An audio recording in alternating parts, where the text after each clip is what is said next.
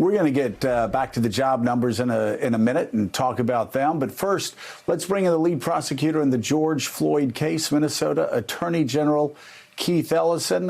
Keith, it's so great to talk to you again. Thanks, tell me if you can tell our viewers what led up to the announcement of the charges being brought against the other officers and also the second-degree murder charge that was added. Well, as we were continuing to receive evidence, given that we had an ongoing investigation, we felt that the facts were there to charge the higher count on Derek Chauvin and to demonstrate to the satisfaction of a jury, we believe, that the other three officers actively aided and abetted, and despite having a duty to do so, didn't render any aid. And so that we believe that that's aiding and abetting. And so we charge it out as such. So we're charging counts that we believe are provable, substantial evidence exists for.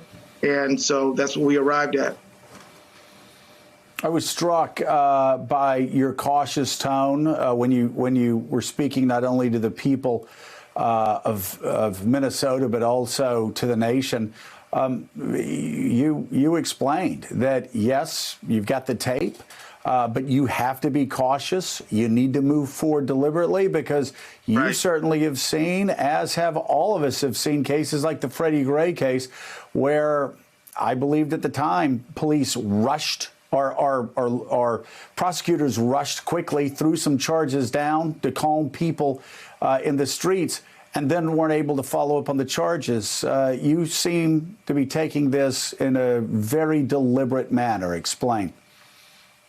Well, I mean, in so many cases, whether it is starting with Rodney King, Walter Scott, so many other cases, Trayvon Martin, which was not a police case, but is a quasi-police case.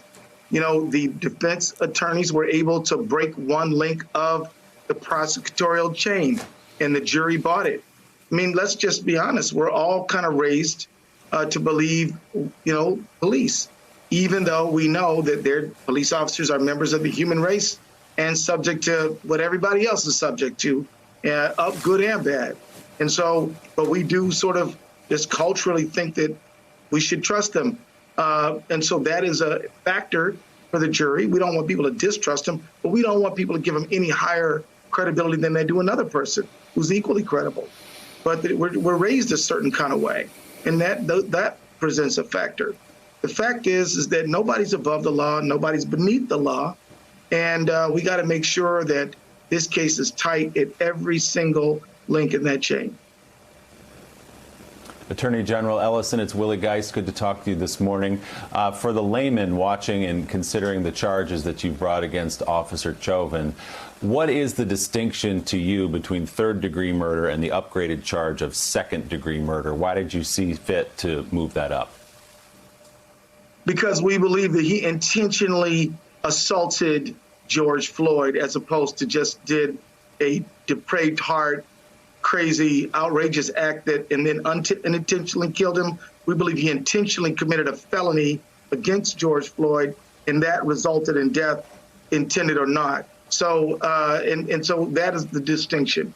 We believe he did act with intentionality on the underlying felony, which supports felony murder in the second degree. Keith, this is Gene Robinson. Why did you take over the case? Why did you not leave it in the hands of the county prosecutor? We needed to expand our resources and our reach. The county attorney, Mike Freeman, good friend of mine, he's the only county attorney who has successfully prosecuted a police officer for murder. They have experience. They have great lawyers over there. We wanted to work. We are working together. But we thought the importance of this case had statewide impact. So so he called me and asked me to join to help, and I was glad to do so. And then the governor said, "We think we can use your help here, Keith." So I said, I'm never going to shrink from my public duty. We're always going to step up and help wherever we can. So he said, yes. We know that we have great lawyers great prosecutors at the Attorney General's office, and so we can help. So we are helping.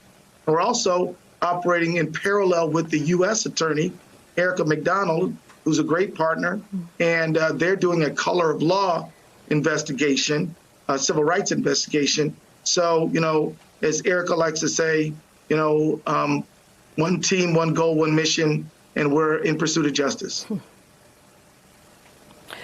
Attorney General, I mean, obviously, most officers who are charged don't get convicted. What are the structural hurdles that you're up against in this case? Well, as I already mentioned, we're conditioned to view the world a certain way regarding police. But then starting with that, there are in many cases, not this case, but in many cases, relationships that, just simply protect them. There are structural immunities that are built into the system that safeguard them. The police are allowed to exercise force in ways that you and I, as non-police officers, simply are not. You and I can use force to defend ourselves or others. They can use force in a broader set of circumstances than that. So all those circumstances, relationships with people in the criminal justice system, the law itself, jury attitudes, and other things all add up to making it tough to convict police officers. But as I said, no one's above the law. No one's beneath the law. Mr. George Floyd is not beneath the law. It's not okay to kill him in the streets, and we're not going to stand for it. And so we brought the charges that we thought were supported by the evidence. All right. Attorney General Keith Ellison, it's always great talking to you, especially now. We really appreciate you being with us today, and good luck. Thank you, sir. Have a great day. Thanks for checking out MSNBC on YouTube, and make sure you subscribe to stay up to date on the day's biggest stories. And you can click on any of the videos around us to watch more from Morning Joe and MSNBC. Thanks so much for watching.